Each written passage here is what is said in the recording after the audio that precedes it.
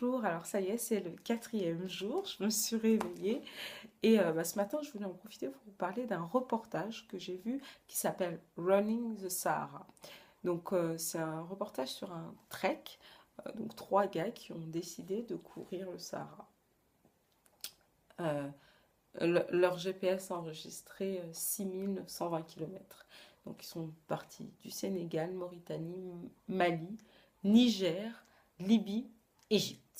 Voilà, tout ça en courant. Ça aura pris 110 jours.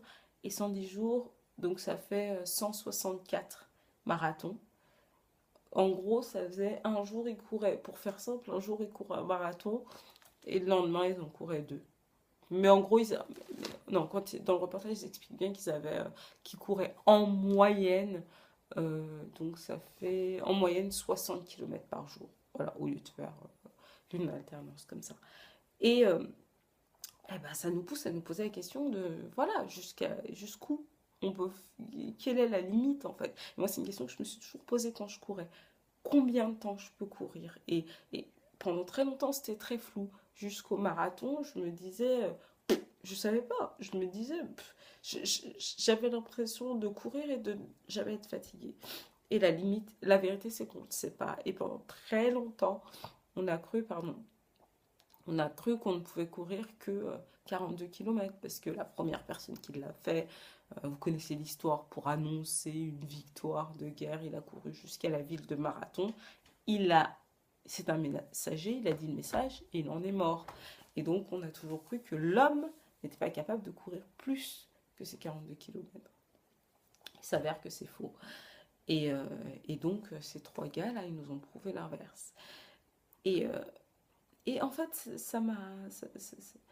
ça renforce mon idée comme quoi l'excellence ou faire des choses extraordinaires, greatness, c'est à la limite de l'autodestruction.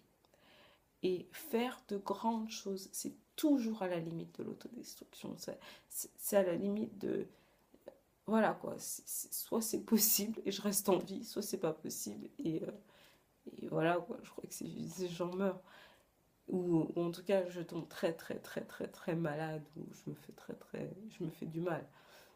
Donc voilà, et ça doit être un indicateur, ouais, pour moi, ça doit être un indicateur de est-ce que tu fais des choses qui en valent la peine.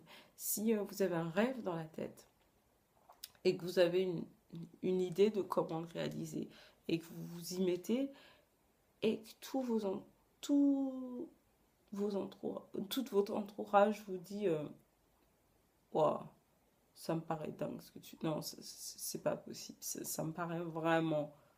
C'est un peu extrême. Vous êtes sur la bonne voie.